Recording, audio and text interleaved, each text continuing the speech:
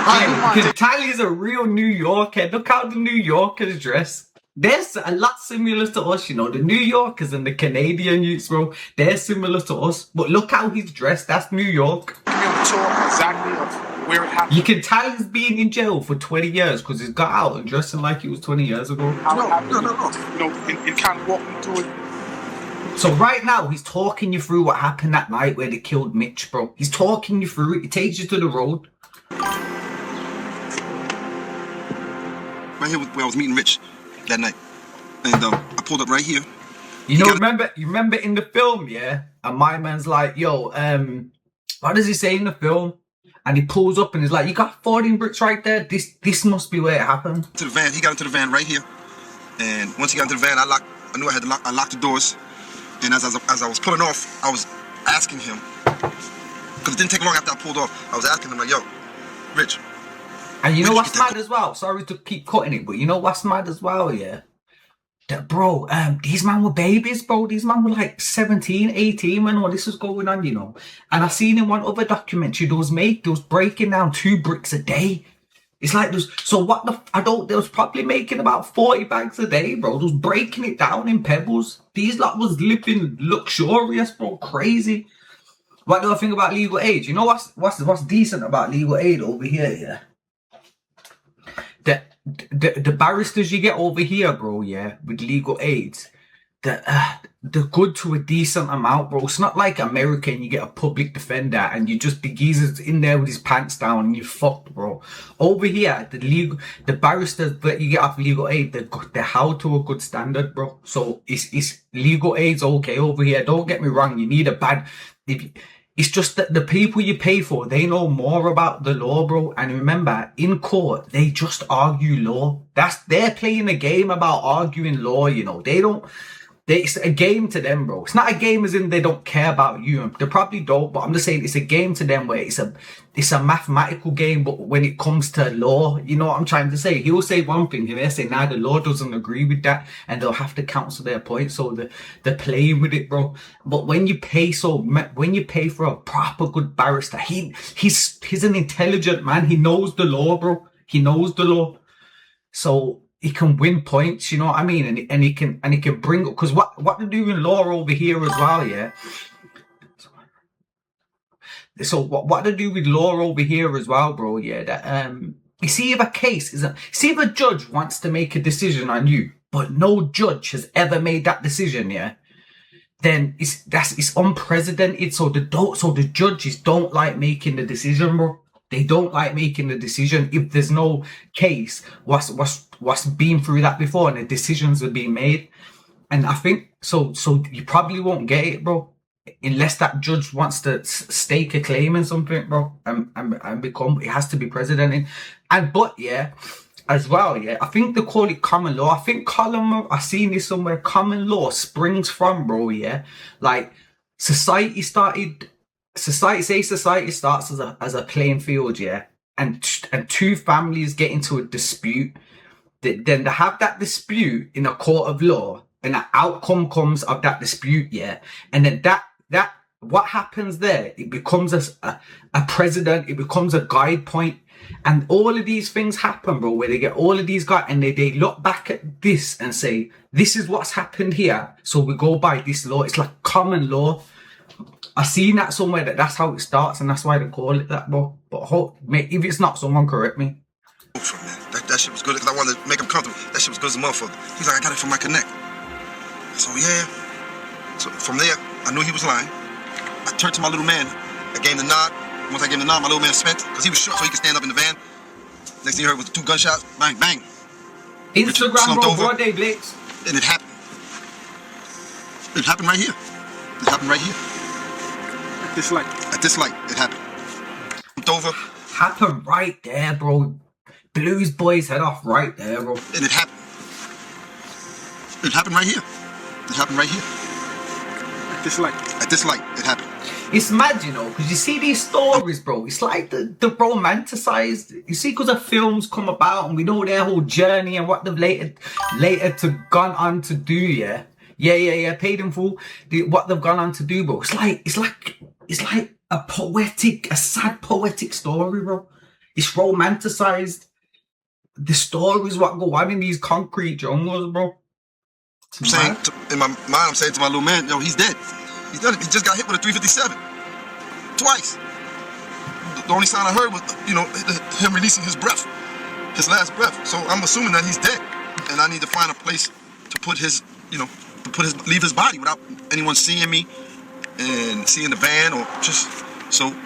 The only place I can think of, and just driving it, and it's just so funny. I'm saying City Island, but I'm not even sure if I wanted City Island. But I just knew I wanted to get off the streets and get onto a highway. So he's just blew his boy's head off here, and now he's riding through the streets of New York with his boy shot up in a car, and they've probably got all the drugs as well. So he's thinking, yo, fucking hell, I need to get off these things. Wait, let me read some of these. Because Rich was lying about the prices of Brizzies, it ended up bumping him. Yeah, he's saying the reason he done it because Mitch was lying about the prices. But yeah, remember, these men don't really know each other from Adam, bro. The film says they just met in jail and then they got tight on road, so they was probably only rolling together for about 6, 7, 8, 9 months a year, bro. You know what I mean? So Mitch is probably seeing this shit dodgy. He's down with man and that, but he turns on everybody, bro. He's an enemy to himself. He's gonna turn on me. So Mitch is probably like, bro, I gotta stop fucking with this geezer, but he's a murderer, bro. So he might just murder me. You know what I mean? Mitch should have murdered him first, bro. But he probably just, murder's a big step, bro. He probably just didn't even wanna. But you gotta watch you. You gotta watch who you're around, bro. Yeah, there's no hero in this story. That's deep, bro. Tread, bro. There's no hero in this story, bro. Because Ace goes on to... Does he go on to snitch? Does Ace go on to snitch? Rich poor sister always had Alpo. You see what I'm saying, bro? And it's always your family that see it first, bro. It's always your family that's... How many times have you bring someone back to the house when you're younger and your mum was just like, bro, that friend there is not the one. Stay away from that friend. And it's always that friend who ends up doing you wrong. So it's always your family that see it.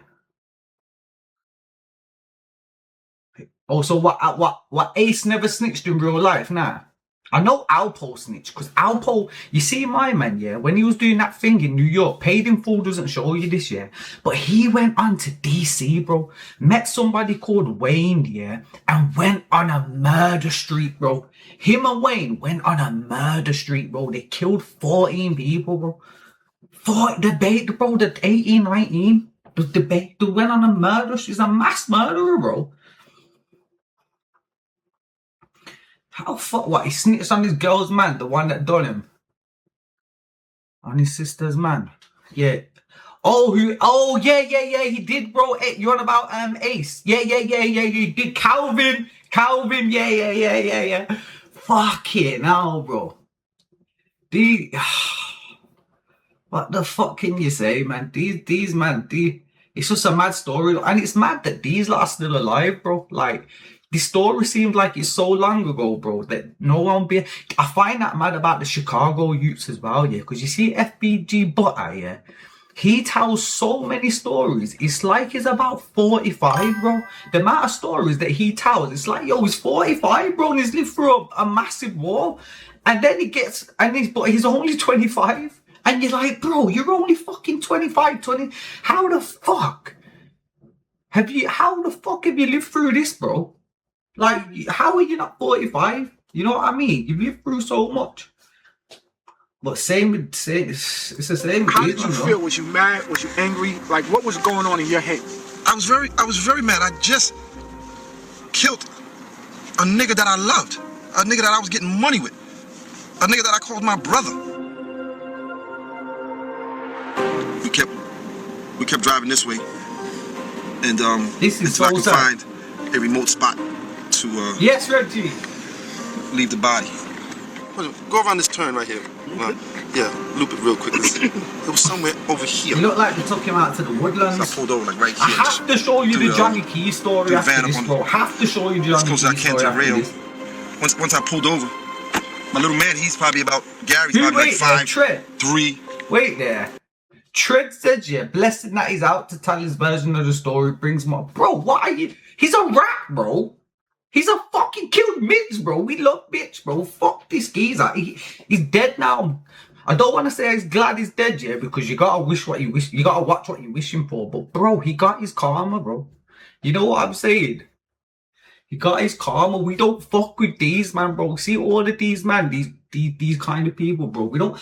And the reason why I don't like snitches, bro, and get onto snitches, yeah, it's not just because they're a snitch and that's the rhetoric to say, yeah. It's that, bro, they're not holding themselves up to their own accountabilities, bro. They're not holding themselves up to their own standards of life.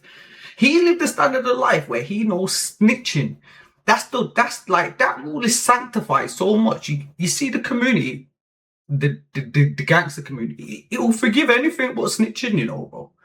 You know, and everyone knows that, bro. But yeah, my man broke the sacred rule, bro. He snitched, bro. And that's the standard he had. So he violated himself. He compromised himself, bro. Same like I said before. Same if a girl holds herself up to being loyal to her man, yeah, and she breaks that thing, bro, yeah, you can't respect that. You can't, bro, because you're violating your own morals, bro, your own ethic, bro. You know what I mean? Yeah, he was walking in Harlem freely because it's a different day and age. Even the mafia don't murder no more. The state's got too much power, bro. The state's got... I wouldn't recommend murder for anybody, bro, unless you have to do it, bro. Unless you have to do it. You know, I was in jail once, yeah. When I was younger, I was 19, bro, or something, yeah. And I was in the workshop, bro. I was in Stoke Heath. I was down the workshops, bro, and I was talking to somebody just about murder, bro, yeah. And he was like, yo, listen, if I murdered somebody, bro, yeah, I would stand there and I would wait for the police to come, bro. If I had to murder somebody, I would stand there and I would wait for the police to come. And I never understood what he was saying, bro. I was just thinking, what the fuck are you talking about? You would wait there and wait for the police to come, bro. Have you gone mad? But now I kind of understand it because he's basically saying, bro, if you murder somebody, yeah, make sure you're willing to, it has to be so deep that you're willing to give the rest of your life up for that murder, bro. So you see if somebody violated your kid and you say, yo, I murdered them. You're willing to, if somebody killed your kid, you're willing to give the rest of your life up, bro. Because fuck it, bro, you killed my kid. Oh, you know he's a gangster, bro. You know he's a gangster. Have you seen that geezer, that fed man? And the police officer ran over his kids. And then my man just killed a police officer, bro, and he's walking through court and he's just like, fuck it, bro. His head's held high. But they're all mugging him, but he's mugging them back. That's how you have to be, bro. You have to be like that, like, fuck it, bro. Yeah, if you don't like the 30, don't come, man. But, yeah, you see, what was you on about? The gang thing, yeah. It is... I don't want to say it's done and dusted because tribal wars, that's what it is basically. Tribal wars are never going to stop, bro. No matter families get into it with each other, gangs, everything. It's natural, bro. We're always going to settle our problems with violence, bro. The one thing that's been constant throughout the whole timeline is violence, bro. When has there never been a war? Like, and you need violence sometimes, bro, because like I was saying before, you see if there's no violence, bro, man would just say anything. Imagine, you see if there's no violence, bro, somebody can just say anything. Imagine a dickhead, bro, like a proper dickhead, and he just say anything because there's no violence. You need violence to balance it out, bro. You know what I'm trying to say? But I touched on that before. But yeah, what was I saying? What made me go on to it? Charlie Kirk, though, prime example, bare conspiracies about that guy that killed the CEO. Yeah, I'm gonna go into stuff like that as well, you know. But you see, Charlie Kirk, even though some of his points, yeah, was valid, bro, yeah. There was no, bro, you've got to have heart as well. What you're saying, I get it, bro, yeah, because the country's fucked, the system's fucked. It's fucked for all of these reasons. I get it, bro, yeah, but bro, have fucking hell, bro. Have some heart, bro. Like, if somebody crosses the border, bro, and have made it, and they're a good person, and if they go back to fuck, how can you send them back, bro? I ain't got the heart to do that shit, bro. But I get what he's saying, you know what I'm saying? And yeah, see my man, He fell victim to his own rhetoric, bro. He was saying that, speaking about gun laws, I feel like this country is the perfect reason why it shows that guns shouldn't be legal, because they're legal over there. And so many people die, bro. They have more mass shootings than anywhere, bro. They fucking kids go to school and shoot up the whole shit all the time, bro, yeah.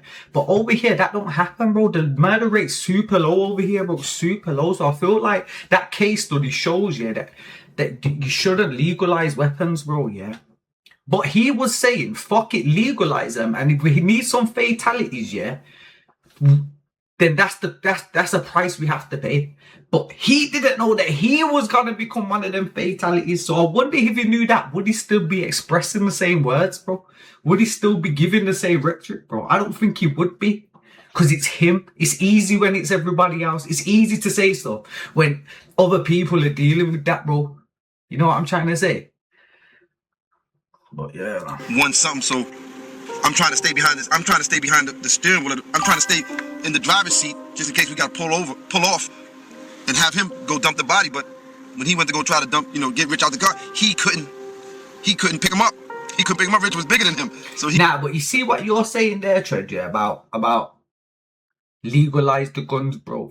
You're thinking about everybody that's logical, bro. You're gonna have people that are illogical. You're gonna have people that are unemotionally developed. So when you put a 17-year-old in that case and he can't control his emotions and his mum's got a gun upstairs in the drawer, he's gonna go take that gun and shoot a lot of shit up, bro. Bro, if man had guns in school, imagine how much fucking people just go, and imagine how many people kill themselves as well. You know what I'm trying to say?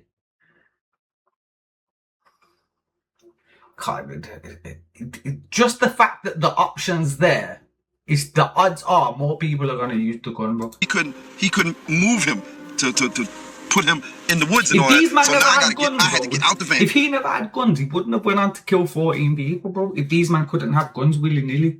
He might not, because over here, guns are expensive. Over there, you can buy them for 200 quid. Over here, they're thousands of pounds, bro. So he might not have even, you know what I'm saying? A lot of men wouldn't even have the dough to buy one. To go help him. And when I went to go help him, Richard made a sound. So that shit startled me. Like, oh shit, he's still alive. So I grabbed the gun. From my little man. He's saying Mitch is still alive. They've shot him up, bro. Yeah, with a 357, and he's still alive, bro. In his head. And then it startled me. Like, oh shit, he's still alive. So I grabbed the gun from my little man and put one in his head. And then I had to pick him up. And dump him in the woods and leave his body. I was able to, get him where he needed to be. And then we jumped back in the van, and I made sure I didn't skin off or anything like that to leave any kind of tracks. And we left. And the rest was the newspapers. The rest was history. That's so sad, bro. Richard made a sound. This fucking guy, man. That's so sad, though, him talking about that, bro. It just showed the reality of it. What's this fucking... Bro, gotta listen to this story.